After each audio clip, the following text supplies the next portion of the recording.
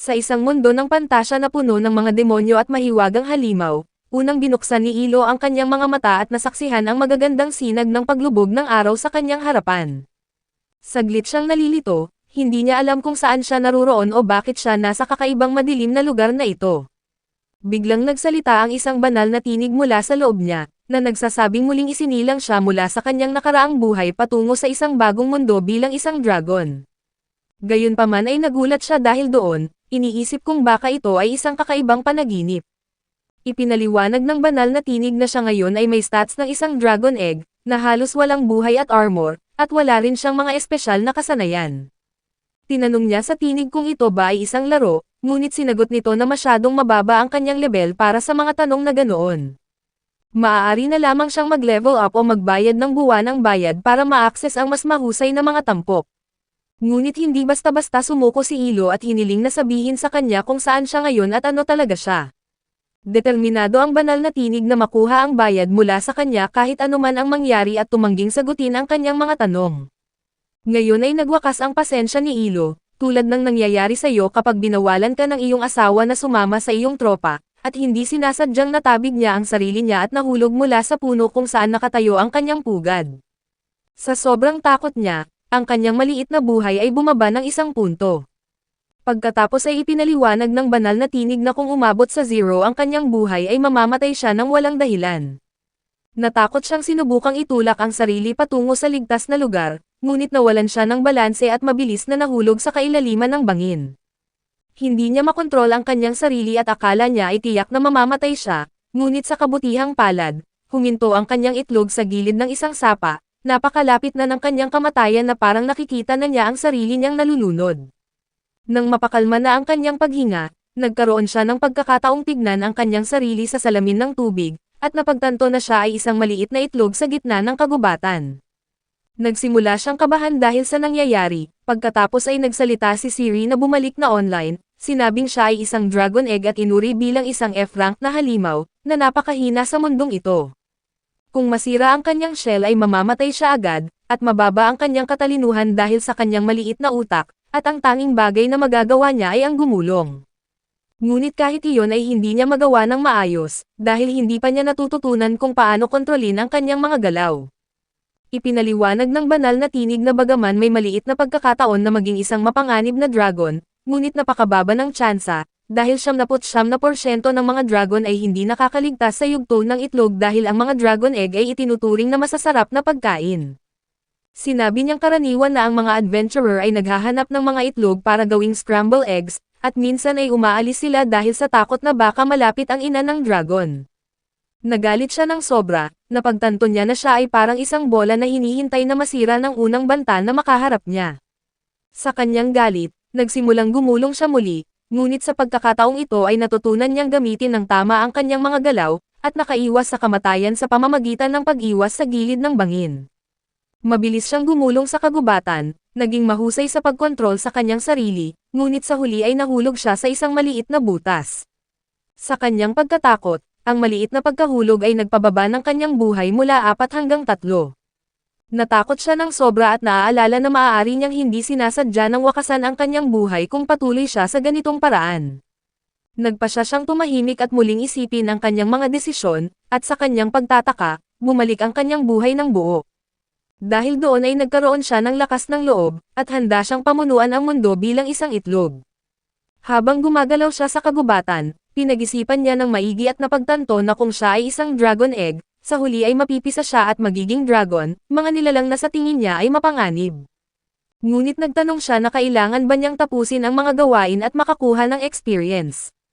Nagtataka siya kung gumagana ba ang mundong ito tulad ng isang laro, kung saan kailangan niyang labanan ang mga kalaban at halimaw para mag-level up.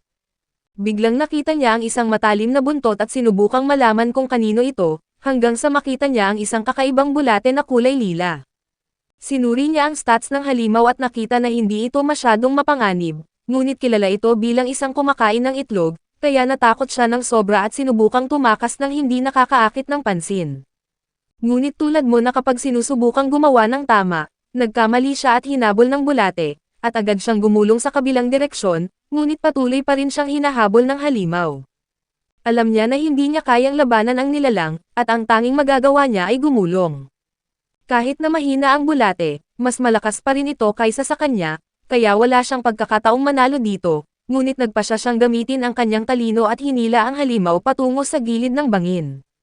Sa sandaling ito, mas bobo pala ang halimaw kaysa sa iyo noong high school at naloko ito ng bitag, kaya tinulak ni Ilo ang bulate pababa ng bangin at nahulog din siya kasama nito. Maaari na itong maging katapusan para sa kanya, ngunit sa kabutihang palad ay tumama siya sa halimaw imbes na sa lupa, na naging unan para mabawasan ang epekto ng pagkakahulog.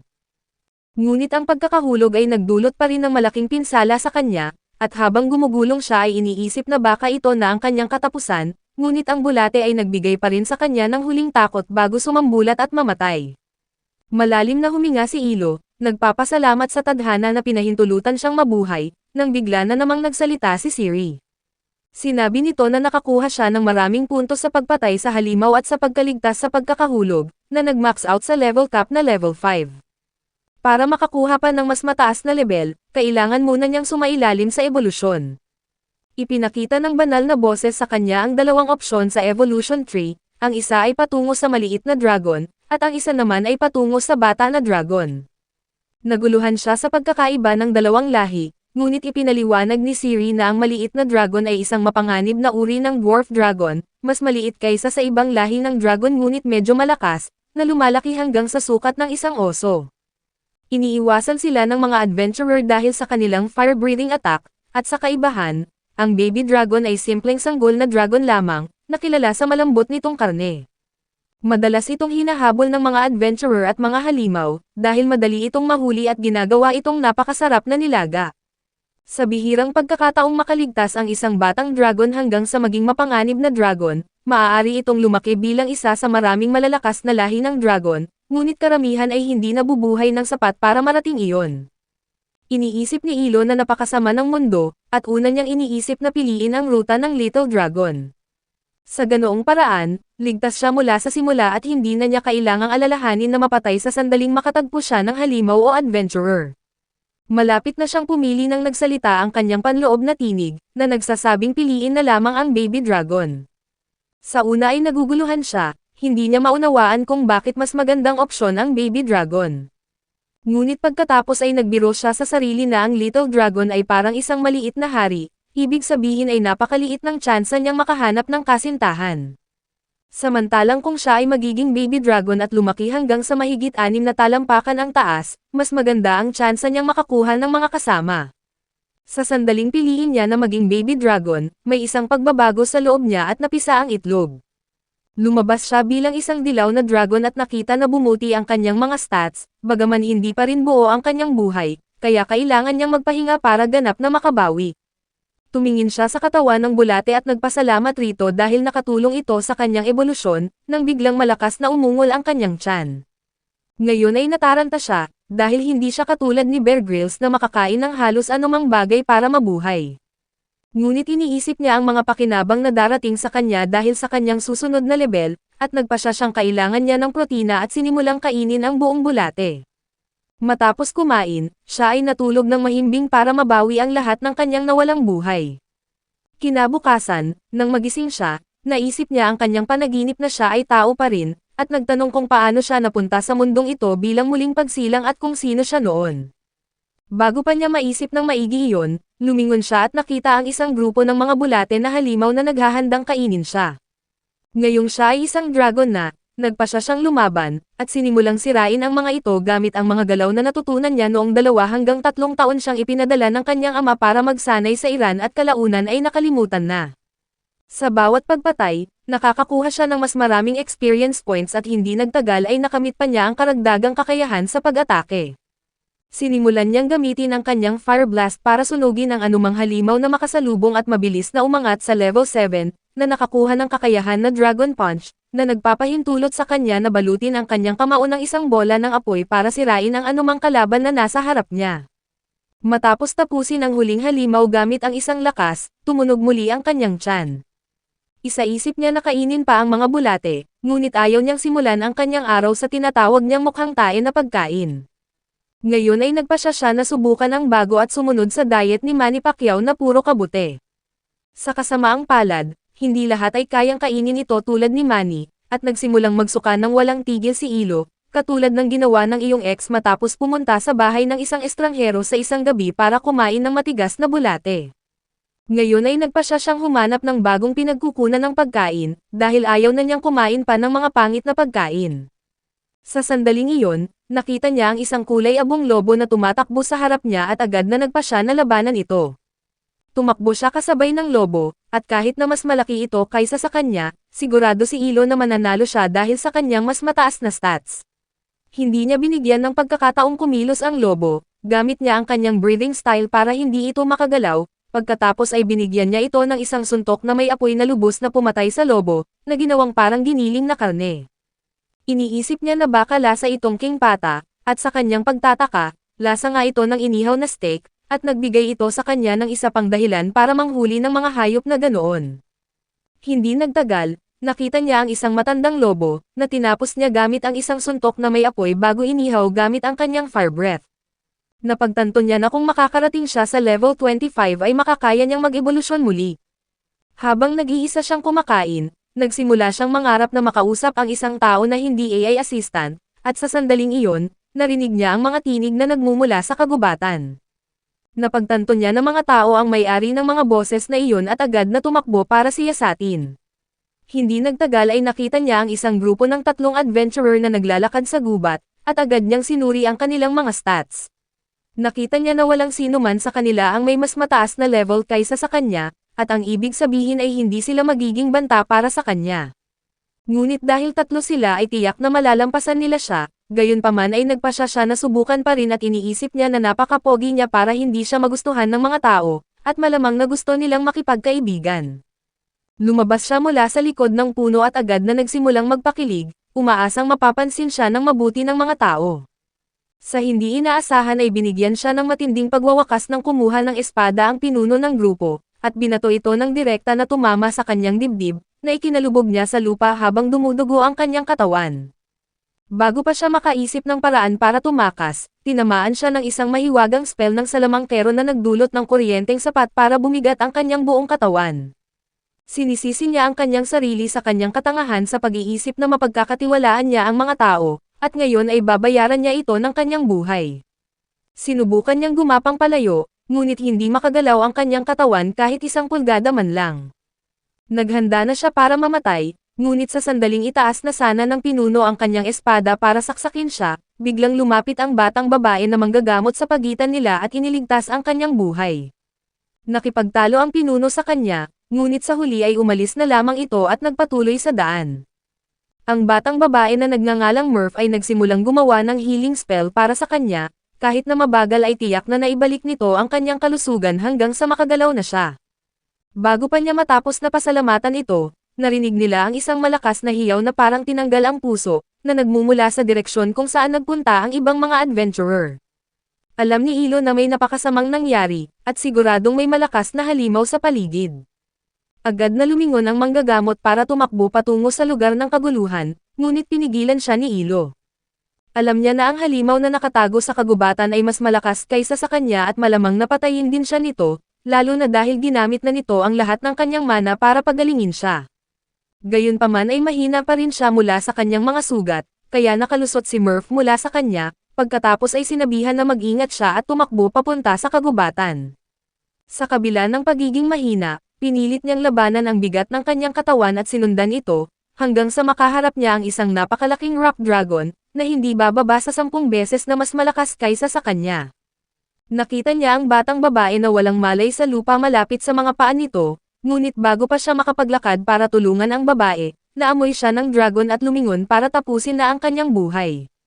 Natigilan si Ilo sa takot habang sumugod sa kanya ang halimaw gamit ang buong bigat nito.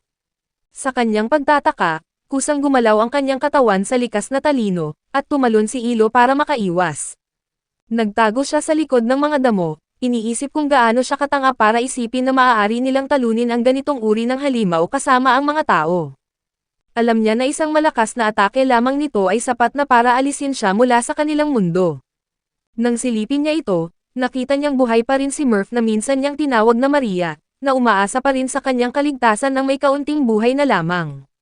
Sa kanyang pagkatakot, lumingon ulit ang dragon patungo sa kanya para tapusin na ang adventurer, ngunit kinalimutan niya ang lahat ng kanyang takot at naghanda siyang iligtas ito.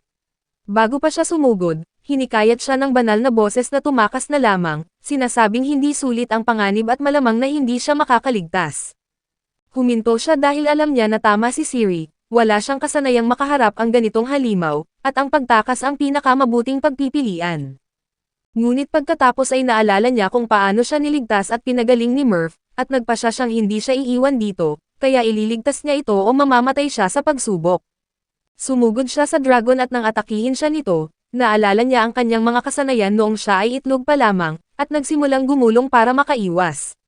Tumalon siya sa himpapawid at tumama siya sa dragon para makalayo, pagkatapos ay tumingin siya sa ibang kasapi ng grupo. Patay na ang matandang salamangkero, ngunit buhay pa rin ang mandirigma na umaagaw pa rin sa kanyang buhay.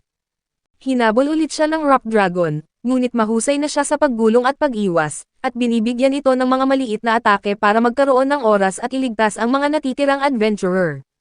Sa sandaling akala niya ay gumagana na ang kanyang plano, gumamit ang dragon ng isang earth magic na nagdulot ng lindol sa lupa, na lumikha ng malalaking spikes na tumama kay Ilo na ikinabagsak niya sa lupa.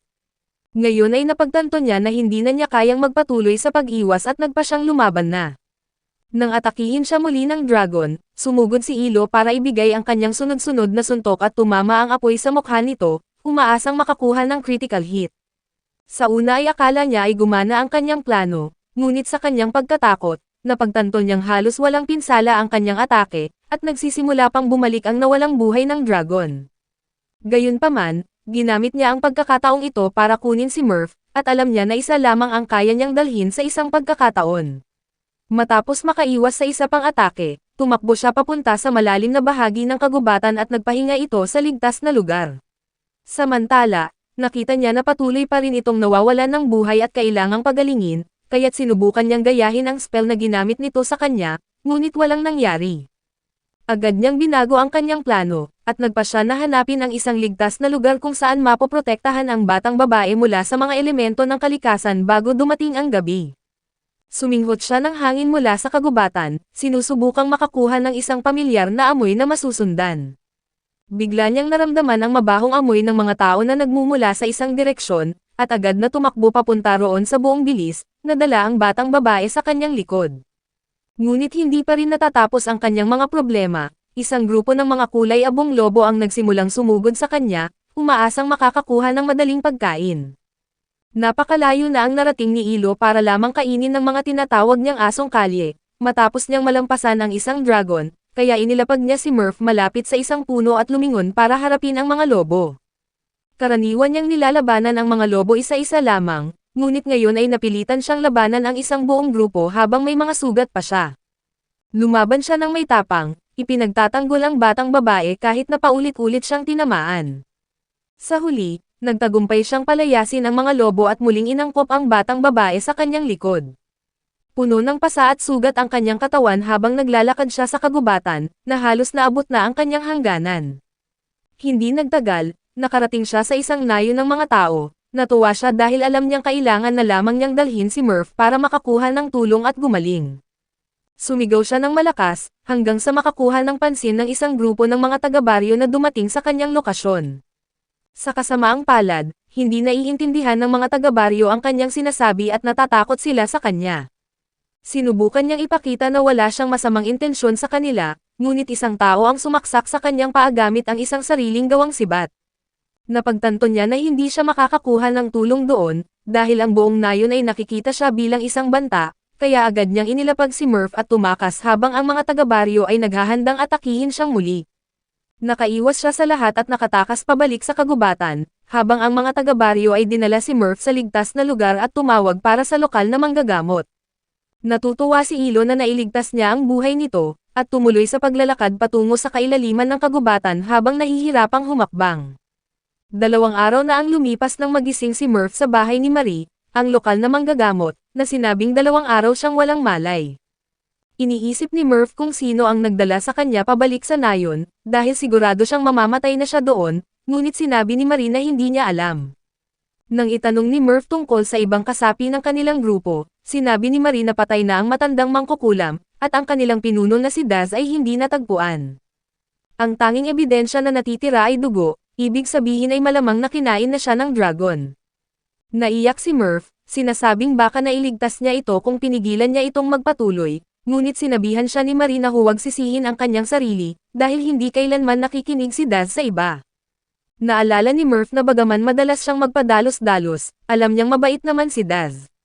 Lagi siyang nasa unahan para harapin ang mga halimaw na nagbabanta sa nayon, mahusay sa mga bata, at nagbibigay ng magandang payo. Ang tanging problema niya ay ang patayin ng Rock Dragon, dahil noong bata pa siya, nakatagpo niya ito at tumakas, at mula noon ay determinado siyang patayin ito para patunayan ang kanyang sarili. Kinuha niya ang matandang salamangkero at tinukso si Murph na sumali sa kanila sa pamamagitan ng pagsasabing ipinadala siya ni Marie, dahil alam niyang hindi papayag si Marie na hayaan siyang lumaban sa napakadelikadong halimaw na iyon. Nag-alinlangan man si Murph, ginamit niya ang emosyonal na panloloko para makumbinsi siya, at pinagsisihan niya na hindi niya inalam sa ibang mga taga-baryo, ngunit wala na siyang magagawa ngayon. Mayroon siyang mahinang alaala na may isang bagay na tumulong sa kanya para makarating sa nayon, ngunit iginiit ni Marie na isang taga-baryo ang nagligtas sa kanya gamit ang isang sibat matapos siyang atakihin ng isang halimaw. Bumalik sa kagubatan, nakabawi na rin si Ilo sa kanyang buhay at mas mahusay na ang pakiramdam niya. Iniisip niya kung kumusta si Murph at kung gumaling na ito, ngunit hindi niya makalimutan ang pakiramdam ng kawalan ng lakas na naramdaman niya laban sa Rock Dragon. Ipinapaalala ito sa kanya na isa pa rin siya sa mga pinakamahihinang nilalang sa kagubatan, at kailangan niyang lumakas ng mabilis hanggat maaari. Ngayon ay nagpasya siyang gumamit ng estratehiya kaysa sa puwersa lamang, ginamit niya ang isang bulate na halimaw bilang pang-akit, na sinabit ito sa isang puno. Hindi nagtagal, isang grupo ng mga bulate ang nagtipon para siyasatin, at sinamantala ito ni Ilo para talunin ang lahat ng ito. Patuloy siyang pumapatay ng bawat halimaw na kanyang makasalubong, sinusuntok at kinakagat, at minsan ay ginagawang pagkain gamit ang kanyang mga atake ng apoy. Matapos ang labanan, sa wakas ay umabot na siya sa level 25, ibig sabihin ay handa na siya para sa isa pang ebolusyon. Sa ilang sandali ay ipinakita sa kanya ni Siri ang evolution tree, at nakita niyang mayroon siyang 5 pagpipilian. Ang ilan ay mga little dragon, at agad niyang tinanggihan ito dahil kahit na mabilis silang lumalaki, hindi sila magiging kasing lakas sa mahabang panahon. Ang angel dragon naman ay napakalakas, ngunit nakatuon lamang sa depensa at pagpapagaling katulad ni Murph. Ang Kid Dragon ay ang direktang susunod na hakbang mula sa Baby Dragon, at kung patuloy siyang magsusumikap ay tiyak na magiging ganap na dragon siya. Ang isa pang opsyon ay ang Mutated Dragon, na may mas malakas na mahiwagang spell. Sa huli ay mayroon pang Dark Plague Dragon, at kilala ito sa pagdudulot ng kamatayan at pagkasira, at kayang magbago ng anyo bilang isang tao kung nais. At dito na muna nagtatapos ang ating anime recap. Kung nag-enjoy ka ay huwag kalimutang mag-like, mag-subscribe at i-hit ang notification bell para lagi kang updated. Maraming salamat at kita-kits sa susunod na anime adventure.